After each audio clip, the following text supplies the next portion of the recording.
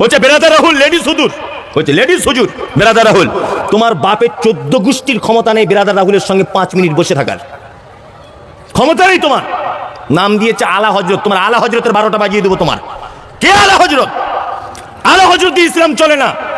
বলছে বড় হুজুর, কোন হুজুর? হুজুর যদি ইসলাম চলে না। বড় পীর, কে বড় পীর? বড় পীর দিয়ে ইসলাম চলে না। বলছে দাদা হুজুর, কে তোমার দাদা হুজুর? ওকে দিয়ে ইসলাম চলবে না। ইসলাম মাত্র দুটো পদ্ধতিতে চলবে, এক কোরআন, দুই মুহাম্মদ সাল্লাল্লাহু আলাইহি ওয়াসাল্লাম। এই দুইজন মানুষকে দিয়ে ইসলামের মাপকাঠি হবে, আর কোনো হুজুর দিয়ে নয়।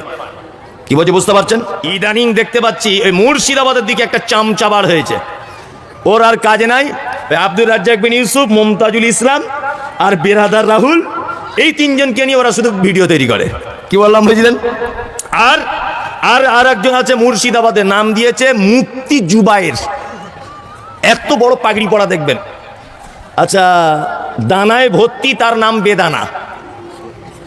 বেদানা, যে বেদানা বুঝেন তো, ওতে দানা থাকে কি থাকে না?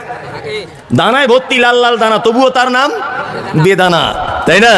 তা ওর পেটের শিরিক, বেদাত, ভণ্ডামি, পীর ফকির ভর্তি, ওর নামের আগে দিয়েছে মুফতি। আর তুই যদি মুফতি হবি তো ইবলিস শয়তান হবে কে?